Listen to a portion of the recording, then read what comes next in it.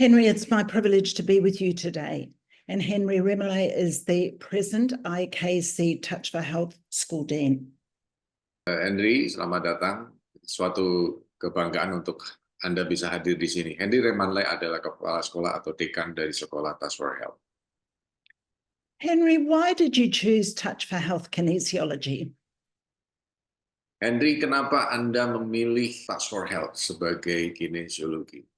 Back in the year of 2000, I was working with the special needs children, particularly children with autism.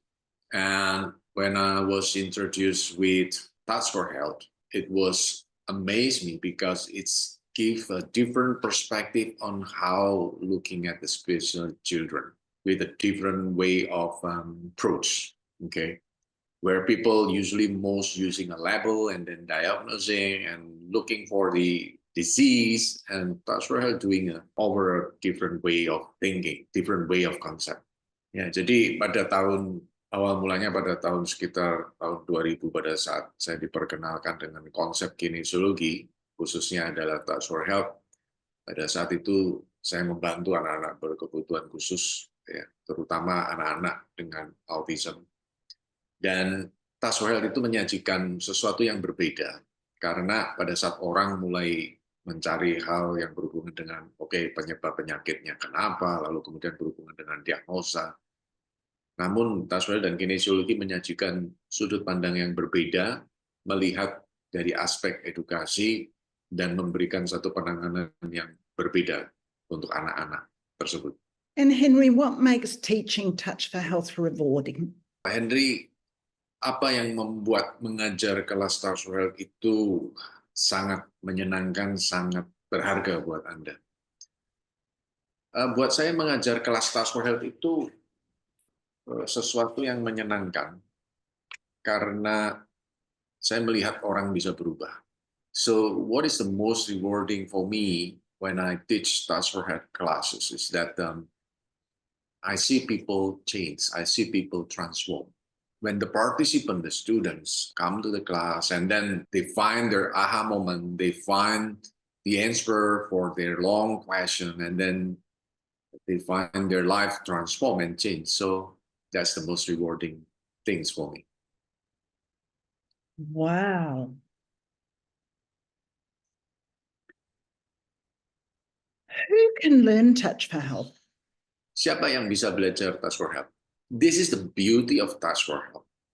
Okay, I will say that most of my students is also my patients. So in my daily activity, I work as a classical Chinese medicine practitioner. So I do acupuncture and herbal as well.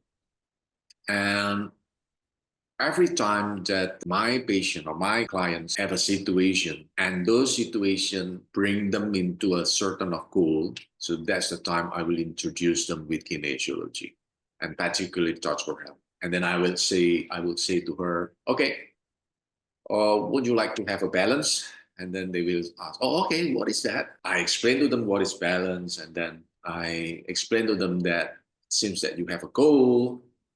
And so let's talk about your goals. So let's find a time to have a balance. And the other thing that I like from Touch for Health is that my patient have a home support. Okay, sometimes as an acupuncturist, my patient asks, what can I do at home? What can I bring at home? What can I do? And sometimes I give them like a recipe from the herbal and anything. But Touch for Health is the most simplest way that they can carry at home. When they curious about the balance and then they're curious about the Touch for Health, and then I just offer them, why don't you join the class? And then they jump to the class and then they find their call in there, and then they find that they can do something for their family, they can do something for their kids, okay, and later on they're willing to become instructor, and they take another steps to become instructor, and they're willing to share it to others.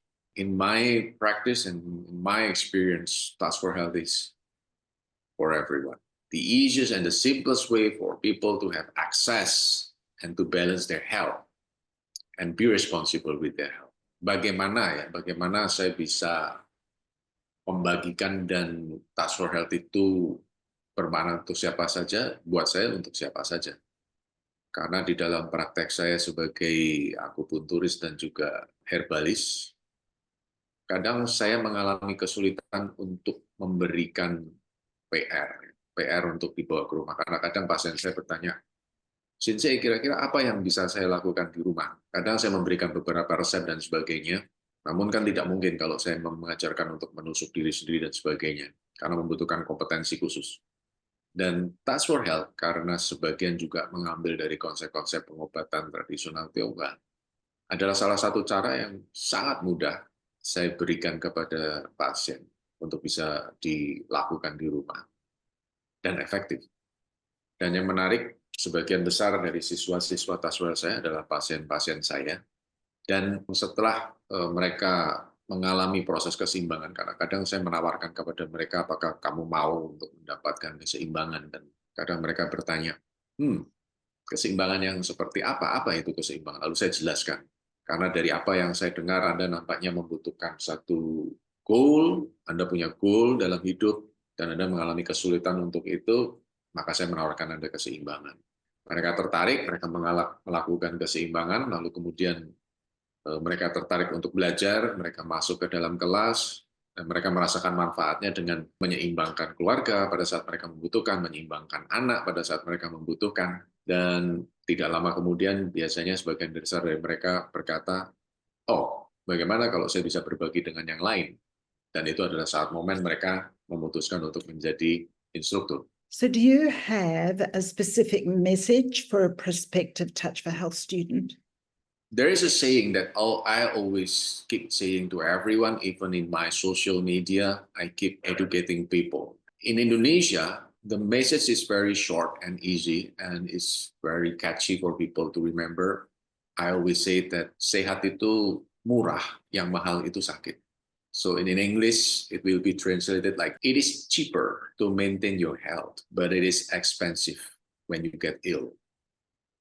Okay.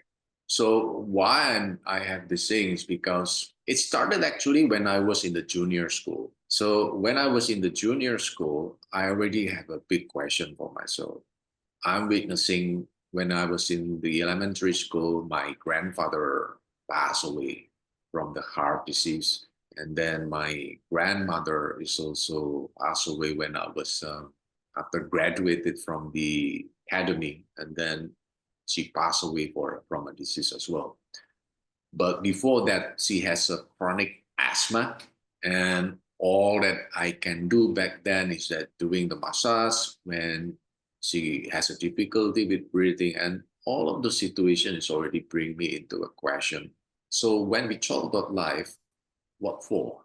So that's my question in the junior school. You need to work very hard to gain some money, and then later on, when you getting old, just in case, all of the real saving is just for preventing for when you get ill and then you need to be hospitalized and all the checking and everything. Okay. So all of this question I was wondering. So, and then I'm thinking on how we can maintain our health. And maintaining health, it seems so expensive. And most of the people is trying to stay healthy, but they don't know how, and then they just expect that when things happen, when the storm come in the life, so at least I have something to save.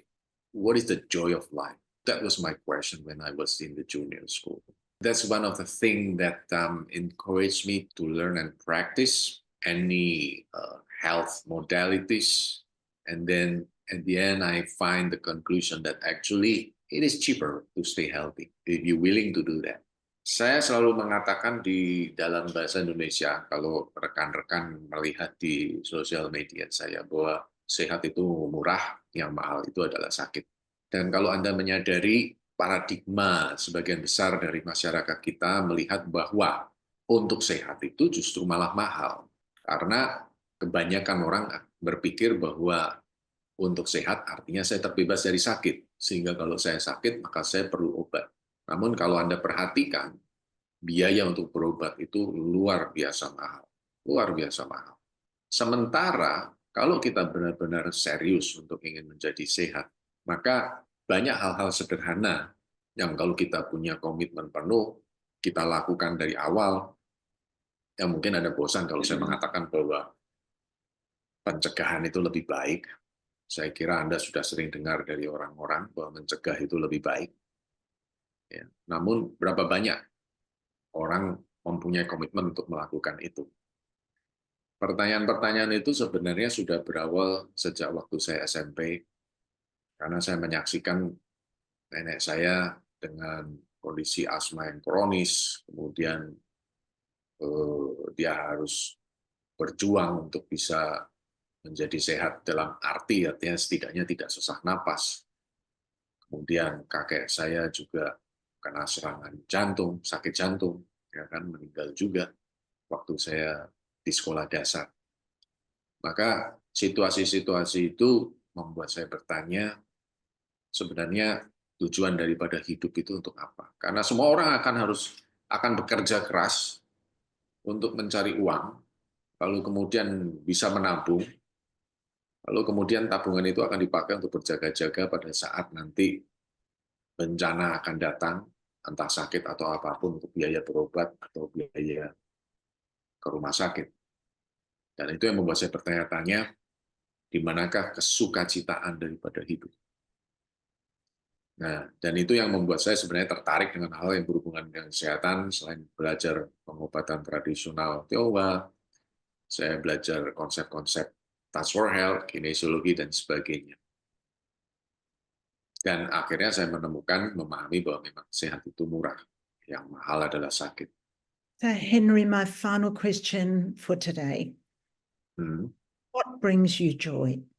As I mentioned before, when I see my students or my participants, they find their life transformed. But I have one experience which is wonderful, and it's really gives me joy. So one of my patients, a man in his 70, he said thank you to me.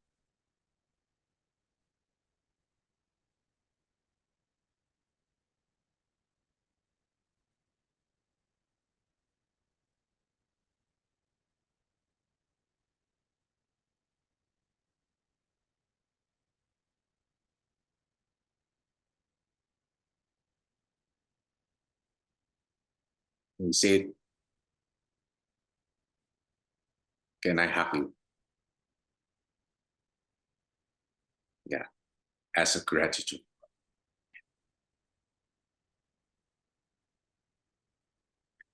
No greater gratitude than an absolute expression from the heart. Yes, thank you. Can you tell your people in your language? I think they know it. Oh, beautiful, beautiful. The English language is really, really short on how to express those things. And how can Yes. I give you a hug? That was wonderful. And from my heart to yours, I give you a hug for opening that little window for me to see today another little bit of Henry. Henry, thank you so much. Thank you so much. And it's been just a privilege to be with you today. Yes, thank you, Sylvia. You're welcome.